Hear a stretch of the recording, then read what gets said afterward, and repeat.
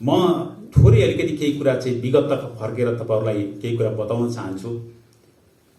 जतिखेर 72 साल पुस 10 गते राष्ट्रिय पुनर्निर्माण प्राधिकरणको नेपालको यो समग्र भूकम्पपछिको पुनर्निर्माणको जिम्मेवारी सरकारले त्यसको नेतृत्व गर्ने जिम्मेवारी मलाई दिएको थियो।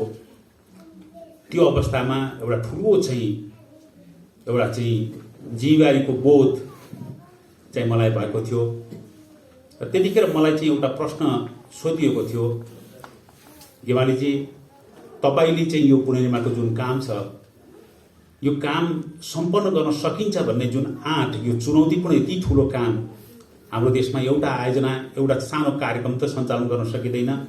लाखौं लाख जनताको घरहरू बनाउने कुरा, यत्रा धेरै संरचनाहरूको पुनर्निर्माण गर्ने कुरा, अरबौं खरबौं रुपैयाँ चाहिँ बराबरको चाहिँ रकम चाहिँ परिचालन गर्ने कुरा, ठूलो जनशक्ति परिचालन गर्ने कुरा, यो कसरी सक्नुहुन्छ भन्ने तपाईलाई आँट कहाँबाट आयो यो, वा तपाईले यो चुनौती कसरी स्वीकार गर्नुभयो भनेर चाहिँ मलाई चाहिँ सोध्नु भएको थियो कुनै मिडियाबाट। मैले तत्कालमा भनेको थिएँ यो सम्पूर्ण काम मैले विगतमा जनतासँग नजिक बसेर, म स्थानीय तहमा विगतमा बसेर काम गरेको मान्छे, ग्रासरुट लेभलमा बसेर काम गरेको मान्छे, मलाई हाम्रो नेपाली जनताको भूकम्पले दाजुभाइ दिदीबहिनीकै स्ट्रेन्थमाथि शक्तिमाथि मलाई विश्वास छ। त्यो शक्तिमा आधारित भएर हाम्रो समुदाय जुन छ त्यसमा भएको जुन खालको चाहिँ शक्ति छ, जुन खालको चाहिँ क्षमता छ, त्यसमाथि सबभन्दा बढी मलाई भरोसा छ। र म त्यो क्षमतामा चाहिँ आधारित भएर त्यो जगमा उभिएर नेपालको यो बृहत्तर यति ठूलो विपद पछाडि चाहिँ यो मुलुकलाई पार लगाएर बाहिर लिएर आउन सक्ने भन्ने आँट मेरो त्यहाँनिर छ भनेर भन्थेँ मैले। र तपाईहरुको बीचमा आज अहिले चाहिँ बसेर चाहिँ कुराकानी गर्दा म जहिले जहिले गाउँमा जान्छु, बसेर काम हेर्छु, वास्तवमा एउटा ठूलो चाहिँ जनताले आफ्नो चाहिँ एउटा क्षमताका साथ सरकारले 3 लाख रुपैयाँ दियो, हामीले केही प्राविधिकहरूको सहयोग गर्यौं, तपाईहरु जस्तै चाहिँ दिदीबहिनीहरू दाजुभाइहरूलाई घुम्ती टकर्मी वा चाहिँ सामाजिक परिचालनको हिसाबले चाहिँ परिचालन गर्यौं, तर अल्टिमेटली अन्तिममा त्यो निर्माणको जुन चाहिँ ठूलो लाखौं घर चाहिँ जसले बनायो त्यो हाम्रा भूकम्पीडित दाजुभाइ दिदीबहिनीहरूको भित्रदेखिको आँट, म मेरो घर बनाउँछु, म सुरक्षित घरमा बस्छु र चाहिँ यो अभियानमा चाहिँ म साथ लागेर जान्छु भनेर लाखौं लाख जनताहरू, घर परिवारहरू एकसाथ लागेर आज यो पुनर्निर्माणको यो चाहिँ सफलतामा पुगेको छ। र तपाई हामी सबैले एउटा चाहिँ खुसीको, एउटा चाहिँ हिजोको त्यो पीडा बिर्सेर, त्यो दर्द बिर्सेर, हाम्रा आफन्तजनहरू जुन गुमायौं उहाँहरूको त्यो पीडालाई चाहिँ आज बिर्सेर कम्तीमा भावी सन्ततिको लागि, हाम्रै आफ्नै आगामी पुस्ताका लागि हामीले चाहिँ सुरक्षित नेपाल बनाउनु पर्छ। अघि चाहिँ भर्खरै चाहिँ कान्छी तामाङ बहिनीले भनेर जानुभयो, वास्तवमा हामीले बनाउने संरचनाले पो भूकम्पले त हैन रहेछ नि त, त्यसले पो हामीलाई चाहिँ यो जीवधनको क्षति हुँदो रहेछ भन्ने हामीले बुझ्यौं। यो शिक्षा नेपाली जनताले प्राप्त गर्यो, स्थानीय जनताले प्राप्त गर्यो, त्यो चाहिँ सबैभन्दा ठूलो एउटा उपलब्धि हामीले यो बीचमा प्राप्त गरेका छौं। म विगतलाई फर्केर हेर्दाखेरि सुरुमा चाहिँ म जतिखेर प्राधिकरणको जिम्मेवारी लिएको थिएँ त्यतिखेर चाहिँ थुप्रै खालका प्रस्तावहरू अन्तर्राष्ट्रिय स्तरबाट पनि आए। विभिन्न चाहिँ निकायहरू, दात्री चाहिँ तपाईको हाम्रो दात्री निकाय, रेगुलर दात्री निकाय नभएर अरू विभिन्न चाहिँ ठाउँहरूबाट, संघ संस्थाहरूबाट, अन्तर्राष्ट्रिय तहबाट पनि कि हामी प्रिफ्याबको बिल्डिङहरू बनाइदिन्छौँ, एकैचोटि आउँछौँ, सबै संरचना बनाएर हामी जिम्मा लगाउँछौँ, 3 लाख घर त पहिलो क्षणमा गराउँछौँ, जति चाहिन्छ त्यति चाहिँ बनाउँछौँ भनेर चाहिँ विस्तृत रूपमा प्रस्तावहरू चाहिँ मेरो अगाडि आएको थियो। त्यतिखेर राजनीतिक तहमा तपाईलाई थाहा छ एकमुष्ट 3 लाख रुपैयाँ पैसा दिन पर्यो, जनतालाई पैसा दिएपछि घर बन्छ। त्यही कुरा हैन, विगतमा तपाईहरु सबैले पनि सुन्नुभएको, तपाई हामी सबैले चाहिँ आएको राजनीतिक हिसाबले पनि ठूलो लेभलको चाहिँ तपाईको डिबेट संसद 7 दिनसम्म अवरुद्ध भयो यही विषयमा। तर मैले दुईटा कुराको अडान लिएँ। मलाई मेरो जागिर, मलाई चाहिँ त्यसप्रति मलाई चाहिँ मलाई कुनै चिन्ता छैन, परवाह छैन, तर बाहिरबाट लिएर आएर त्यो संरचना बनाएर प्रिफ्याब टाइपका चाहिँ बिल्डिङहरू बनाएर जाने कुराले हाम्रा बनाउने घर चाहिँ त्यो संरचनाहरू दिगो भन्दैनन्, पछिलाई चाहिँ हामीलाई चाहिँ समस्या पर्छ। केही मर्मत गर्न पर्यो, अप्ठ्यारो पर्यो भने पनि त्यो टिकाउ नहुन सक्छ, हामी चाहिँ पछि परनिर्भर बन्न सक्छौं। हामीले बनाउने घर आत्मनिर्भर ढंगले र टिकाउने ढंगले भोलि हाम्रै क्षमतामा त्यसलाई मर्मत सम्भार संरक्षण सबै कुरा गर्न सकिने गरेर भोलि त्यसलाई पछि अन्य अरू ठाउँमा अनुकरणीय हिसाबले त्यसलाई चाहिँ थप घरहरू बनाउन सक्ने जनशक्तिहरू उत्पादन गरेर चाहिँ काम गर्ने ढङ्गले हामी यो घर बनाउँछौँ, हामी आफै बनाउँछौँ। एउटा त्यो कुराको अडान मैले कहिले पनि छाडिनँ। दोस्रो, पैसाले मात्रै घर बन्दैन, त्यसको निम्ति हामीलाई जनशक्ति चाहिन्छ, क्षमता भएको चाहिन्छ। भूकम्प प्रतिरोधी त्यो ज्ञान र सिप चाहिँ जनताको बिचमा पहिला पुग्नुपर्छ र त्यस पछाडि त्यो अनुसारको जनशक्ति उत्पादन गरेर उनीहरू मार्फत काम गर्ने स्थिति बनाउनुपर्छ। तब मात्रै अब हामीले नठल्ने, हाम्रा भावी पुस्ताहरू चाहिँ त्यो भूकम्पमा परेर फेरि चाहिँ नमर्ने स्थिति सृजना गर्नका निम्ति चाहिँ हामीले यो काम गर्नुपर्छ। एकैचोटि समय लाग्छ, अलिकति दुःख हुन्छ, तर हामी सुरक्षित नेपाल बनाउने कुराको चाहिँ त्यो जुन प्रण गरेका छौँ त्यसलाई हामी पुरा गर्नुपर्छ। त्यो कुराको चाहिँ हामीले चाहिँ अडान लियौँ र 3 किस्तामा रकम दिने र त्यसो गर्दाखेरि प्राविधिकहरू, तपाईँ जस्तै प्राविधिकहरूले चाहिँ काममा चाहिँ लाग्ने, उहाँहरूको नेतृत्वमा काम हुने र अरू इन्जिनियर लगाएको जनशक्तिले त्यसलाई प्रमाणित गरेर ओके गरेर चाहिँ जाने ढङ्गले गर्नुपर्छ। त्यसलाई फास्ट ट्र्याकिङ कसरी गर्न सकिन्छ, कसरी छिटो हुने कुरा गर्न सकिन्छ, काममा अलमल नहुने स्थिति कसरी बनाउन सकिन्छ, त्यो विषयमा छलफल गरौँ। तर घर चाहिँ सुरक्षित बन्ने कुराको ग्यारेन्टी नगरिकन चाहिँ जानु हुँदैन। यो कुराको अडान लिएर कामहरू अगाडि बढाएँ। आज तपाईँहरूसँग यसरी बसेर चाहिँ हेर्दाखेरि विगतमा त्यो लिएको अडान वास्तवमा चाहिँ सही रहेछ, ठिक काम गरिएको रहेछ। आज धेरैजनाले, सांसदहरू धेरैले चाहिँ भन्नुहुन्छ, सर तपाईँले त्यतिखेर चाहिँ लिनुभएको जुन खालको चाहिँ दृष्टिकोण थियो, त्यो दृष्टिकोणले वास्तवमा त्यो सही रहेछ। हामीले संसदमा कुरा त उठायौँ, एकमुष्ट पैसा दिनुपर्छ पनि भन्यौँ। यदि एकमुष्ट पैसा 3 लाख रुपियाँ एकैचोटि दिएको भए त्यसले समाजमा त्यसले चाहिँ कतिपय तपाईँ हामीलाई थाहा छ, परिवारभित्र छोरोले चाहिँ बाबुसँग पैसा लिएर जान्छु भन्छ, श्रीमतीले चाहिँ जम्मा गरेर राखेको पैसा श्रीमानले चाहिँ रक्सी खानेर के गरेर चाहिँ जुवा तास गरेर उडाउँछ, हाम्रो घर बन्दैन। त्यो स्थिति धेरै लाखौँ मान्छेहरू, परिवारहरू घरबारविहीन अवस्था हुन्थ्यो, पैसा जान्थ्यो तर घरबारविहीन हुन्थ्यो। सरकारले चाहिँ हामीले पैसा त दियौँ, अब दिन सक्दैनौँ भनेर भन्थ्यो, जनताको घर बन्दैन्थ्यो। तर पैसा दिने, मलाई थाहा छ हाम्रो चाहिँ दिदीबहिनी आमाहरूले चाहिँ पैसा संरक्षण गरेर राख्नुभयो। त्यस पछाडि चाहिँ यो घर बनेपछि मात्रै अर्को किस्ता पाइन्छ, नत्र पाइँदैन भनेर चाहिँ घर बन्ने कुराको सुनिश्चित गर्ने कुरामा लाग्नुभयो र त्यो हिसाबले चाहिँ यो घर बन्ने खालको अवस्था बन्यो। दोस्रो कुरा, हामीहरूको यो घर बनाउने कुरा जाँदाखेरि चाहिँ जनशक्ति थिएन। अहिले भर्खरै भन्नुभयो युवाहरूको ठुलो पङ्क्ति विदेशमा थियो। अब त्यहाँ गाउँमा महिलाहरू हुनुहुन्छ, धेरै दिदीबहिनीहरू हुनुहुन्छ। हाम्रो सर्टेन त्यो जनशक्ति जुन छ त्यो चाहिँ तालिम प्राप्त छैन। त्यसको निम्ति कुराकानी हो, कसरी तालिम दिने, काठमाडौँमा लिएर आउने, त्यसपछि सबैलाई तालिम दिने भन्ने खालको प्रसङ्गहरू आयो। हामी तालिम दिन्छौँ यस्तो कार्यक्रम भनेर चाहिँ थुप्रै प्रस्तावहरू पनि आयो। मैले त्यो कुरा मानिनँ। मैले प्रष्टसँग भने कि हामी निर्माण स्थलमै दिइने तालिमका आधारमा काम अगाडि बढाउँछौँ, अन द जब ट्रेनिङमा जान्छौँ। त्यसो गर्यो भने हाम्रा गाउँका दाजुभाइ दिदीबहिनीहरू तालिम प्राप्त हुनुहुनेछ, घरमा चाहिँ बसेर खाना खाएर आफ्नो चाहिँ छिमेकको घर, आफ्नो घर, आफ्नो टोल छिमेक गाउँको घर बनाउन सक्ने हुनुहुनेछ। त्यसबाट निश्चित रकम चाहिँ सेभिङ पनि हुन सक्नेछ सुरत, नत्र बाहिर बस्यो भनेदेखि त खाना खर्चमा थुप्रै कुरामा चाहिँ जान्छ। त्यो ढङ्गले चाहिँ हामी काम गर्न सक्छौँ। आफ्ना घर आफै नजिकमा बनाउने खालको वातावरण सिर्जना गर्छौँ र व्यापक रूपमा तालिम कार्यक्रम सञ्चालन गर्छौँ।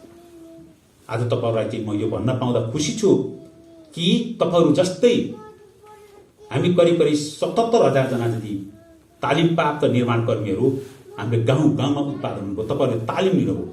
त्यसको साथसाथै कतिपय त भर्खरै चाहिँ यहाँ भन्नुभयो तालिम औपचारिक ढङ्गले तालिम नभइकन यत्तिकै अनौपचारिक हिसाबले काम गर्दा गर्दै सिक्ने हिसाबले चाहिँ अर्को 20,000, 25,000, 30,000 मान्छेहरूले चाहिँ व्यक्तिहरूले चाहिँ दाजुभाइ दिदीबहिनीहरूले तालिम प्राप्त गर्नुभएको छ।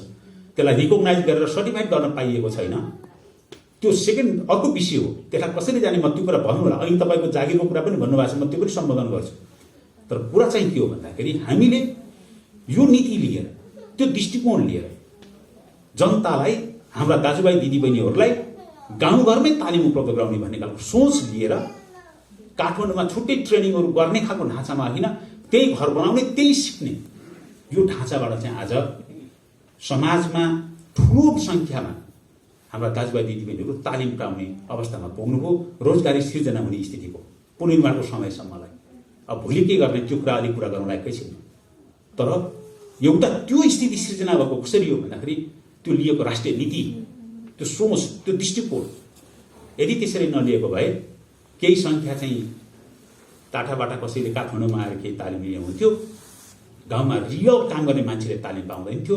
त्यसो नहुँदाखेरि गाउँका घर बन्दैन थिए, सुरक्षित घर बन्दैन थिए। आज हामी 7 लाख घर तपाईँहरूले बनाउनु भयो, तपाईँहरू चाहिँ तालिम प्राप्त भएर बनाउनु भयो। तपाईँहरू जस्तै चाहिँ दाजुभाइ दिदीबहिनीहरूले, लाखौँको सङ्ख्याको दाजुभाइ दिदीबहिनीहरूले चाहिँ लागेर बनाउनु भयो, निर्माणकर्मीहरूले चाहिँ बनाउनु भयो।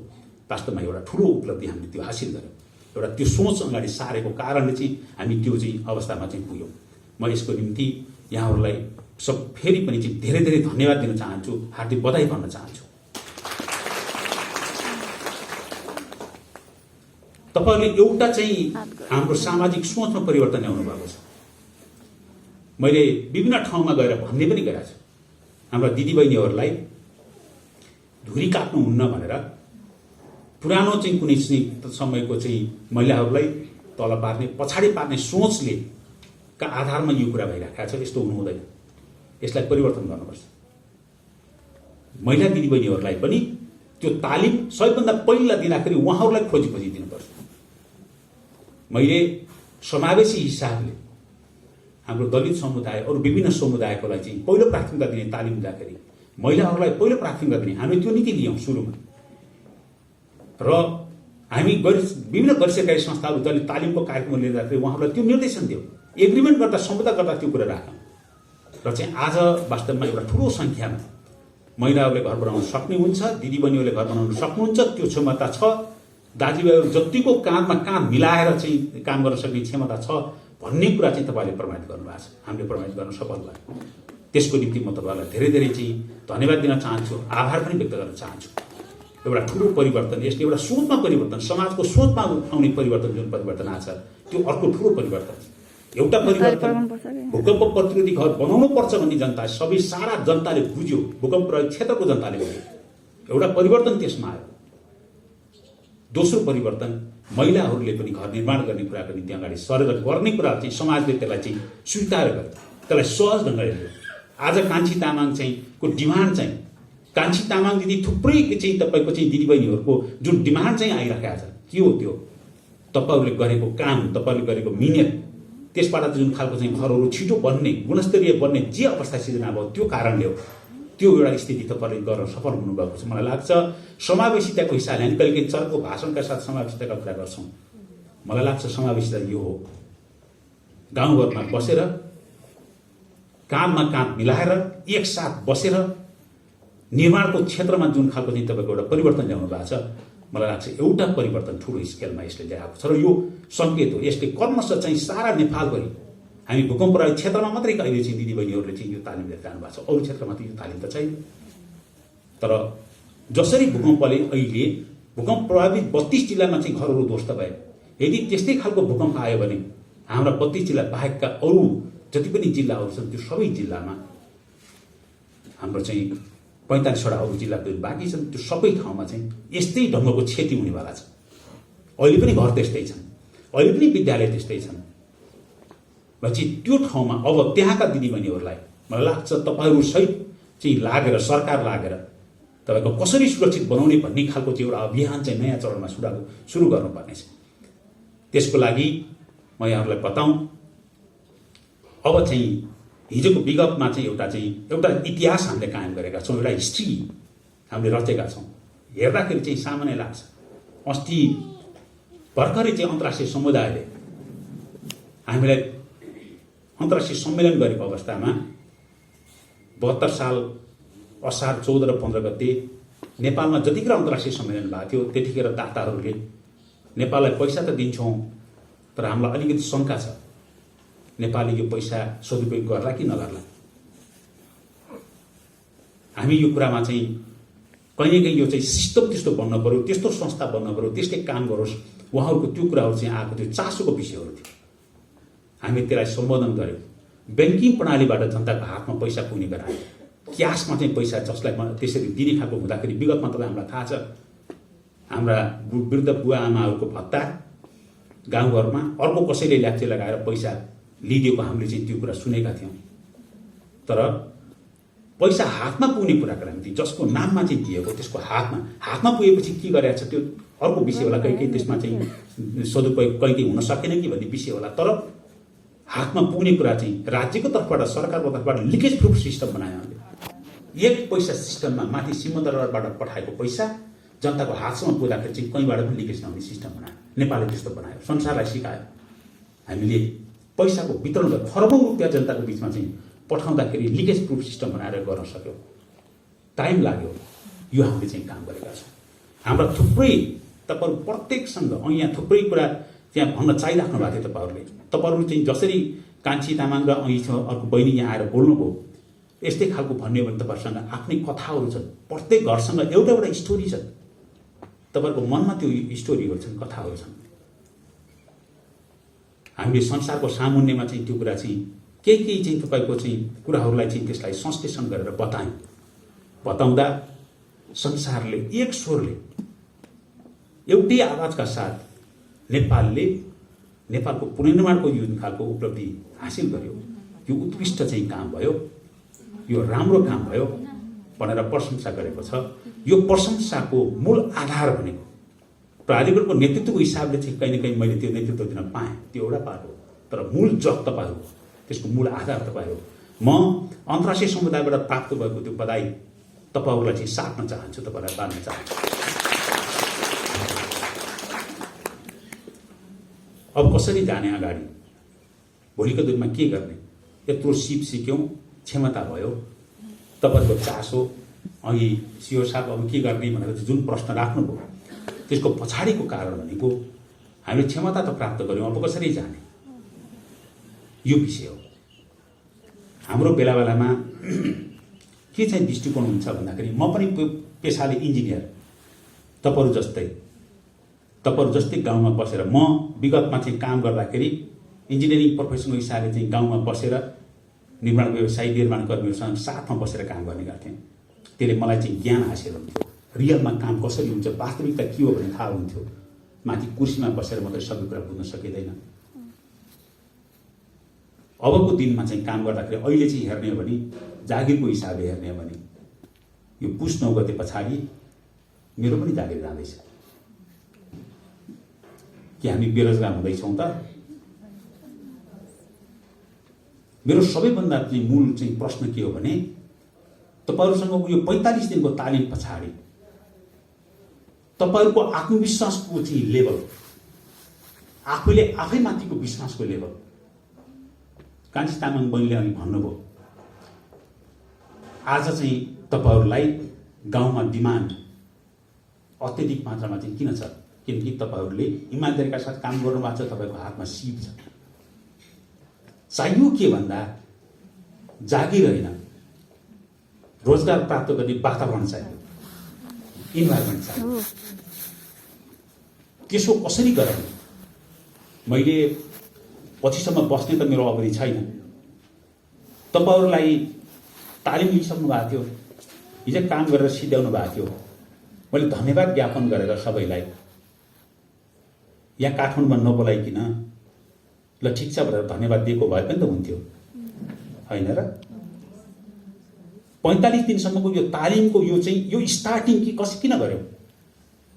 किनकि हामी रियल सेन्समा जति पनि जनशक्ति यो बिचमा विकसित भएको छ, उहाँहरूलाई रोजगार प्राप्त गर्न सक्ने क्षमताको चाहिँ विकास गर्ने अर्को उन्नत स्तरमा पुर्याउनु पर्छ भनेर हामीले यो कार्यक्रम गरेको। रोजगारी सिर्जना गर्नकै लागि, रोजगारीको आधार तयार गर्नकै लागि। तपाईँहरू चाहिँ अब निर्माण कर्मी हुनुहुन्छ, तपाईँहरूले चाहिँ स्थलगत रूपमा चाहिँ निर्माण गरेर देखाउने हो, नयाँ चिज बनाउनु छ, घर बनाउनु छ वा संरचना बनाउनु छ, तपाईँहरूसँग त्यो छिप छ। त्यसको निम्ति अहिले 2टा कुरा चाहिँ कार्यक्रम चाहिँ मैले चाहिँ अगाडि बढाउने काम गरेको छु तपाईँहरूको त्यो आधार सिर्जना गर्नका लागि। एक, भूकम्पबाट सुरक्षित नेपाल, सबै खालका विपदबाट सुरक्षित नेपालको अर्को महाअभियान सुरु गर्नुपर्छ सारा मुलुकलाई सुरक्षित बनाउनका लागि। यो प्राधिकरणको निर्देशक समिति, अहिले विपद व्यवस्थापन प्राधिकरण छ, यो राष्ट्रिय पुनर्निर्माण प्राधिकरण चाहिँ खारेज भएपछि विपद व्यवस्थापन प्राधिकरण स्थापना भइसकेको छ, त्यसमा ह्यान्डओभर हुन्छ।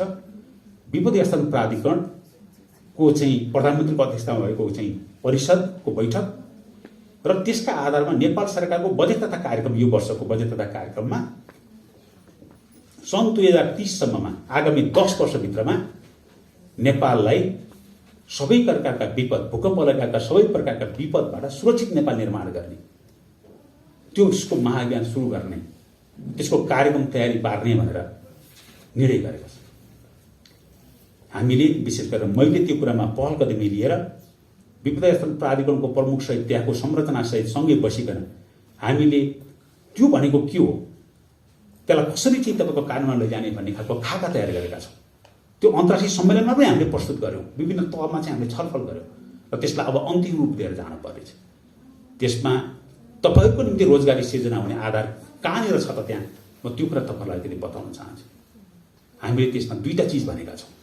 एउटा, अब सबै गाउँपालिकाहरूमा पनि, नगरपालिकामा त छ तर गाउँपालिकामा पनि नक्सा पासको प्रणालीबाट मात्रै सुरक्षित घर पर्ने कुराको सुनिश्चित गर्ने र नक्सा पासको प्रणाली स्थापित गर्ने। जनतासँग पैसा लिनुपर्छ भने छैन तत्काल नक्सा पास गर्नलाई सहयोग गर्ने भयो र जनतालाई चाहिँ घर बन्ने कुरा चाहिँ सुरक्षित बनाउने कुरा चाहिँ सुरु गर्ने। एक, त्यसो गर्दाखेरि हाम्रा फुसका छानामा भएका घरहरू जुन सरकारले 50,000 रुपियाँ दिने भनेर भनेको छ अरू भूकम्प प्रभावित क्षेत्रभन्दा बाहिरको जिल्लाहरूमा, त्यो 50,000मा अलिकति रकम थप गर्ने र ती घरहरूलाई सुरक्षित बनाउने कुरामा लाग्ने। त्यसो गर्दाखेरि चाहिँ अहिले हामी 8 लाखको कुरा गर्दैछौँ, अर्को 25 लाखभन्दा बढी सङ्ख्याको घरहरू हामीलाई पुनर्निर्माण गर्नुपर्ने हुन्छ। आइदर या त रेट्रोफिटिङ गर्नुपर्ने हुन्छ या अर्को घर बनाएर चाहिँ भत्काएर बनाउनु पर्ने हुन्छ। त्यसमा जनताको रकम र सरकारको सहयोग समग्र कुरा मिलाएर चाहिँ त्यस्तो खालको घरहरू बनाउने काम अगाडि बढाउनुपर्छ। एउटा कुरा मलाई लाग्छ त्यसले सहयोगले के डिमान्ड गर्छ भन्दा तपाईँहरू जस्तो निर्माणकर्मी डिमान्ड गर्नेछ, जसको हातमा सिप छ, जसको हातमा क्षमता छ, उनीहरूलाई चाहिँ डिमान्ड गर्छ र त्यसले रोजगारी चाहिँ लाखौँको सङ्ख्यामा रोजगारी सिर्जना गर्नेछ। दोस्रो, विश्व ब्याङ्कको यही हाम्रो कामराज साहब यहाँ हुनुहुन्छ, विश्व ब्याङ्कसँग मिलेर हाम्रा नेपालमा भएका सबै विद्यालयहरू, सबै स्वास्थ्य संस्थाहरू, सबै सरकारी भवनहरूको स्ट्रक्चरल हिसाबले त्यसको भूकम्प प्रतिरोधी संरचना छ कि छैन, भत्किने अवस्थामा छ कि छैन। तपाईँलाई थाहा छ हाम्रा स्कुलहरू जति पनि ध्वस्त भए, एउटा आँकडा तपाईँलाई बताउँ, जति पनि कक्षा कोठाहरू ध्वस्त भए त्यो ध्वस्त भएका कक्षा कोठामा हाम्रा 1,84,000 विद्यार्थीहरू अध्ययन गरिरहेका थिए। भूकम्प गएको चाहिँ अवस्थामा उनीहरू जो अध्ययन गरिरहेका थिए, यदि त्यो चाहिँ शनिबारको दिन नपरेको भए, अरू कुनै दिन परेको भए, तपाईँ कल्पना गर्नुहोस् हाम्रा बालबच्चाको हालत कस्तो हुन्थ्यो होला। आधाभन्दा बढी चाहिँ हाम्रो बालबच्चा हामी गुमाउँथ्यौँ होला, लाखौँको सङ्ख्यामा, हजारौँ हजारको सङ्ख्या। अब त्यो पीडा फेरि आउन सक्छ, भूकम्प कुनै पनि बेलामा आउन सक्छ। हाम्रा बाँकी क्षेत्रहरूमा अहिले त सुरक्षित स्कुलहरू बनायौँ हामी केही हदसम्म, तर त्यो चाहिँ पीडादायी अवस्था अर्को ठाउँमा आउन सक्छ, त्यसलाई बचाउन चाहँदै। त्यसको निम्ति हामी विश्व ब्याङ्कसँग मिलेर हाम्रा सबै स्वास्थ्य संस्थाहरू, हाम्रा सबै विद्यालयहरू, हाम्रा सबै सरकारी भवनहरू जति पनि छन् सामुदायिक भवनहरू, त्यसको भूकम्प प्रतिरोधी संरचना छ कि छैन, त्यसलाई रेट्रोफिटिङ गर्नुपर्ने हो कि नयाँ भत्काएर बनाउनु पर्ने हो, यो काममा चाहिँ सरकारले, राज्यले ध्यान दिनुपर्छ र त्यसमा चाहिँ लगानी गर्नुपर्छ। त्यो भनेको के हो, तपाईँहरूको सेन्समा हेर्दाखेरि, तपाईँहरूको तर्फबाट पक्षबाट हेर्दाखेरि रोजगारी सिर्जना गर्ने हो। तपाईँहरू जस्तै क्षमता भएकाहरूलाई चाहिँ त्यहाँ डिमान्ड हुनेवाला छ। त्यसो हो भने सुरक्षित नेपालको जुन अभियान चाहिँ सुरु गर्छौँ त्यसमा हिजो त्यहाँ काम गरेको कुराले मात्रै पुगेन, अब चाहिँ नयाँ लेभलमा चाहिँ जनशक्तिलाई चाहिँ नयाँ लेभलमा पुर्याउनुपर्छ। त्यसको निम्ति यो स्टार्टिङ 45 दिनको तालिम हामीले शहरी विकास मन्त्रालयसँग कुरा गरेका छौँ, विपद व्यवस्थापन प्राधिकरणसँग कुरा गरेका छौँ। तपाईँहरू त यसमा भाग्यमानी भनौँ पहिलो लटमा चाहिँ प्राप्त गर्नुभयो। हाम्रा थुप्रै चाहिँ दाजुभाइ दिदीबहिनीहरूले मोबाइल मेसनको रूपमा जसरी तपाईँले काम गर्नुभयो त्यो नभइकन, त्यो अवसर नपाइकन उहाँहरूले त तल काम गरिराख्नु भएको छ नि, होइन? तपाईँहरूले आफ्नो कुरा चाहिँ त्यो समग्र समुदायको कुरालाई रिप्रेजेन्ट गरेर यहाँ कुरा राख्नु भएको छ, त्यो चाहिँ धन्यवाद छ तपाईँहरूलाई। तर सँगसँगै हामीले त्यहाँनिर पनि चाहिँ अरू ठुलो पङ्क्ति छ तपाईँहरूको साथसाथमा, जसलाई थप तालिम दिएर अब हामीले तपाईँको अझै चाहिँ बढी क्षमतावान सक्ने एकदम सिस्टमेटिक ढङ्गले त्यसको अध्ययन हिजो अनुभवबाट सिक्यौँ, अब चाहिँ अरू अनुभव र चाहिँ तपाईँको यसको जुन ज्ञान छ त्यो डिटेलको कम्बिनेसनका साथ यो चाहिँ सिक्ने गरेर जान जरुरी छ। त्यसो हो भने हामी एउटा स्टार्ट गरिराखेका छौँ, तपाईँहरू त फ्रन्ट लाइनमा हुनुहुन्छ। त्यसले गर्दा मलाई के लाग्छ भने सबै नगरपालिकामा हामीले अर्को काम गर्दैछौँ। यही बिचमा हामी सबै चाहिँ हाम्रा मोबाइल म्यासन्सहरू नभएर सबै म्यासन्सहरू र सबै चाहिँ तपाईँको डकर्मी सिकर्मी हाम्रो सबै जति पनि चाहिँ हुनुहुन्छ तालिम प्राप्त उहाँहरूको लिस्ट प्राधिकरणसँग सुरक्षित छ हामीसँग। तर हामीले सबै नगरपालिका र गाउँपालिकाहरूलाई, किनकि त्यो घर बनाउने कुरा भनेको नगरपालिका गाउँपालिकाले त्यसको सुपरभिजन गर्ने हो, घर नक्सा चाहिँ ठिक छ कि छैन भनेर हेर्ने त्यहाँ हो, माथिबाट हेर्ने छैन। हामी संहितामा गयौँ, हाम्रो मुलुक सङ्घीय संरचनामा गएको छ, 3टा तहका सरकार छन् र चाहिँ घरहरू व्यक्तिका घरहरू हेर्ने जिम्मेवारी, त्यसलाई सुरक्षित बनाउन लगाउने जिम्मेवारी चाहिँ स्थानीय सरकारको छ, त्यो गाउँपालिका नगरपालिकाको छ। र तपाईँहरूको सबभन्दा बढी चाहिँ नजिकमा रहेर काम गर्ने सरकार भनेको गाउँपालिका नगरपालिका हो। त्यसैले हामीले के गर्दैछौँ भन्दाखेरि सबै गाउँपालिका नगरपालिकाले हामी विभिन्न ठाउँमा भनि पनि राखेका छौँ र हामी फर्मल चिठी लेखेर पठाउँदैछौँ कि रोस्टर बनाएर राख्नुहोस् तपाईँहरूले, हाम्रा तालिम प्राप्त निर्माण कर्मीहरूको रोस्टर बनाएर राख्नुहोस् र चाहिँ तालिम प्राप्त गरेकाहरूबाट नै घर कम्तीमा 1 जना भाइ पनि त्यसको नेतृत्व गर्ने वा 2 जना, कतिजना चाहिन्छ घरको साइज अनुसार त्यो नेतृत्व, घर बनाउने कुराको नेतृत्व उहाँहरूले गरेको अवस्था बन्न पर्यो, तब मात्रै सुरक्षित घर भन्ने कुराको सुनिश्चितता हुन्छ। तालिम प्राप्त सिकर्मी डकर्मीहरूबाट घर बन्ने कुराको सुनिश्चितता गर्नु पर्यो। यो कुरा हामी प्रत्येक गाउँपालिका नगरपालिकालाई लेखेर पठाउँदैछौँ। त्यो सुरक्षित नेपाल निर्माणको एउटा अभियानको एउटा अङ्ग हो, किनकि अब नयाँ बन्ने घर पनि सुरक्षित बन्न पर्यो, हिजो बनेका घरलाई पनि सुरक्षित गर्न पर्यो। यो कुरा चाहिँ काम चाहिँ हामीले गर्दैछौँ। मलाई लाग्छ जुन एउटा चाहिँ यो एक्टिभिटीहरू जुन हामीले अगाडि सारेका छौँ यसले तपाईँहरूकोलाई स्थानीय तहहरू रोजगारी सिर्जना हुने चाहिँ पर्याप्त आधार चाहिँ सिर्जना गर्दै जानेछ। किनकि तपाईँहरूको सिप भनेको अबको कुरा होइन, घर बनाउने हो। तपाईँहरूको क्षमता भनेको घर बनाउने हो। हाम्रोमा के छ भन्दा एउटा ठुलो चाहिँ विडम्बना छ हाम्रो मुलुकमा, एउटा पीडा पनि हो त्यो मुलुकको। त्यो के हो भन्दा कि टेबलमा बसेर काम गरेकोले चाहिँ रोजगारी प्राप्त गर्ने भन्ने कुरा चाहिँ टेबलमा बसेर काम गरेको कुरालाई मात्रै चाहिँ त्यसलाई चाहिँ सोसाइटीको चाहिँ माथिको चाहिँ लेभलमा हो भन्ने ठानिने, श्रम गर्ने कुराप्रतिको श्रद्धाभावको कमी छ। तपाईँ हामी सबै मिलेर परिवर्तन गर्नुपर्ने कुरा भनेको श्रमप्रतिको श्रद्धा समाजबाट, परिवारका सदस्यहरूबाट। गाउँमा घर बनाउने कुराको लागि अरू ढङ्गले चाहिँ काम गर्ने जुन रोजगारी त्यहाँ हुन्छ त्यो कुरालाई चाहिँ छाडेर हाम्रो कस्तो देखिन्छ, खाडी मुलुकमा अन्यत्र त्योभन्दा दर्दनाक हिसाबले काम गरिरहेका छन् दाजुभाइ दिदीबहिनीहरूले। तर यहाँ चाहिँ यस्तो ढङ्गले काम गर्दाखेरि यो त काम गरिरहेको छ, श्रमको हिसाबले काम गरिरहेछ भनेर चाहिँ त्यसलाई हेर्ने दृष्टिकोणमा चाहिँ तपाईँको चाहिँ कमीको कारणले गर्दाखेरि ठुलो युवा पङ्क्ति जसले मुलुक निर्माणमा लाग्नु पर्ने हो त्यो विदेशीको स्थिति छ। रोजगारी यहाँ हुन सक्ने अवस्था सिर्जना गर्न सकिने स्थिति हुँदा पनि बाहिर गएको अवस्था भइरहेको छ। यसलाई परिवर्तन गर्नुपर्नेछ। मलाई लाग्छ तपाईँहरूको यो जो जनशक्ति छ यसले यो कुरामा अब अर्को चरणमा चाहिँ यो कुरामा योगदान गर्न सकोस्, म त्यो पनि शुभकामना दिन चाहन्छु। त्यो परिवर्तन चाहिँ हामीले त्यो गाउँमा त्यो हिसाबले ल्याउनु पर्नेछ। श्रमप्रतिको श्रद्धा गर्ने खालको चाहिँ तपाईँ अमेरिका, युरोप, अरू कन्ट्रीमा जानुहोस्, हाम्रो त्यो चाहिँ तल स्विपरहरू चाहिँ तल चाहिँ बढार्नेहरूलाई, सडकहरूलाई सफा गर्नेहरूलाई आफ्नो स्पेसल ड्रेस लगाएर उहाँहरूले काम गर्नुहुन्छ, उहाँहरूलाई चाहिँ नमस्कार गर्छन् सिटिजन्सले। किनकि उहाँहरूलाई थाहा के छ भन्दा समाजले के कुरा बुझेको छ भन्दा उहाँहरूले सफा नगरिदिने हो भनेदेखि मेरो सहर सफा हुँदैन, म चाहिँ फोहोर ठाउँमा बस्नुपर्छ, यसले मेरो स्वास्थ्यमा, मेरो बच्चाहरूको स्वास्थ्यमा असर गर्छ। सभ्यताको लेभल त्यसरी गएको छ। हामीले त्यो सभ्यता चाहिँ अब नयाँ लेभलमा चाहिँ लैजान पर्नेछ। यसका निम्ति मलाई लाग्छ तपाईँहरूको यो बाटो जुन ढङ्गले चाहिँ काम गाउँमा चाहिँ गरेर चाहिँ एउटा परिवर्तन ल्याउनु भएको छ, सम्भव छ भनेर चाहिँ देखाउनु भएको छ। विकास र समृद्धिको यात्रा अरू ठुल्ठुला गफ र भाषणले आउँदैन। विकास र समृद्धि तपाईँ हामी मिलेर जसरी काम गऱ्यौँ, चाहे त्यो नीतिगत तहमा चाहे तल कानुनको तहमा जसरी एकाकार भएर काम गऱ्यौँ, जसरी नेपालको पुनर्निर्माण अभियानलाई एउटा टुङमा पुर्यायौँ, यही ढङ्गले चाहिँ काम गऱ्यौँ भने मात्रै, सबै क्षेत्रमा यसरी काम गऱ्यौँ भने मात्रै विकास र समृद्धिको यात्रा चाहिँ तय हुन्छ र चाहिँ हाम्रो मुलुक चाहिँ समृद्ध मुलुक, सुखी नेपाली चाहिँ बन्ने चाहिँ साँच्चीकै त्यो लक्ष्य पुरा गर्न सकिन्छ।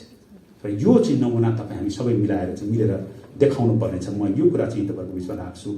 र अन्तमा तपाईँहरूले, म यो टेक्निकल कुरामा म गइनँ, अघि तपाईँहरूले थुप्रै कुरा बताउनु महत्त्वपूर्ण हिसाबले। मैले यहाँ चाहिँ कोर्सको कन्टेन्ट पनि हेरेँ, यहाँ त